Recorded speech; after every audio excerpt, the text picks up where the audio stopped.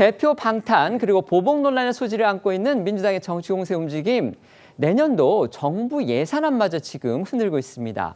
검찰 그리고 감사원의 예산은 깎았고요. 이재명 대표 판결을 앞두고서 법원 예산은 증액하는 등 이 거대 야당의 입맛에 맞는 예산 조정이 지금 현실화하고 있다. 이런 지적이 나오고 있는 겁니다.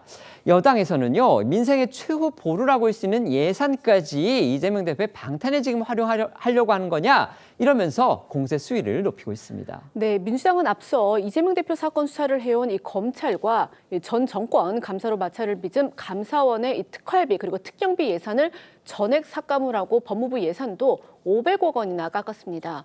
이어 어제 국회 행안위에서는요, 민주당 주도로 이 경찰 특수활동비가 특활비와 경찰국 예산 전액을 삭감을 했는데요. 민주당은 경찰의 수사가 편향적이라는 그런 이유를 내세웠습니다. 또 윤석열 정부 규탄 집회 과정에서 이 경찰과 집회 참가자 간 물리적 충돌도 문제를 삼았습니다. 하지만 경찰 측에선 이 특활비라는 건 현장에서 마약 거래 위장 수사와 같은 이 기밀 수사에 활용되는 비용이라면서 문재인 정부 때도 증액 요구했던 비용이다라는 반발이 나왔고요. 국민의힘도 감정적이고 분풀이식 삭감이다, 경찰을 옥죄겠다는 것이다라고 반발을 해서 표결 직전에 회의장에서 퇴장했습니다.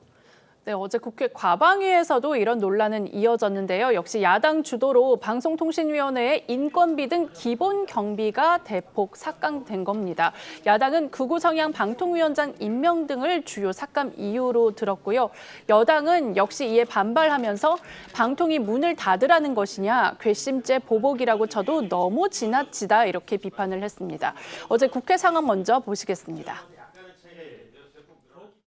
그 어느 역대 정권에서도 이렇게 노골적으로 방송 장악, 언론 탄압의 폭거를 자행하지 않았습니다. 이진숙 유일임의 인건비, 불법 이인체제 의결에 부역하는 운영비, 표적 감사를 위한 특정 업무 경비 모두 삭감해야 합니다. 저는 이러한 국민의 혈세로 이루어지는 정부 예산, 사업이 거대 야당의 일반적인 행포에 휘둘릴 수는 없다고 생각합니다.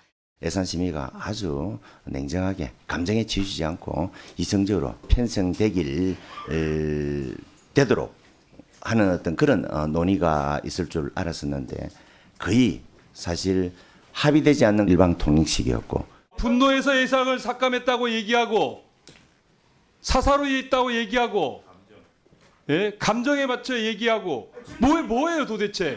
마음에 듣지 않는 거 가지고 그렇게 비난하면 되는 겁니까?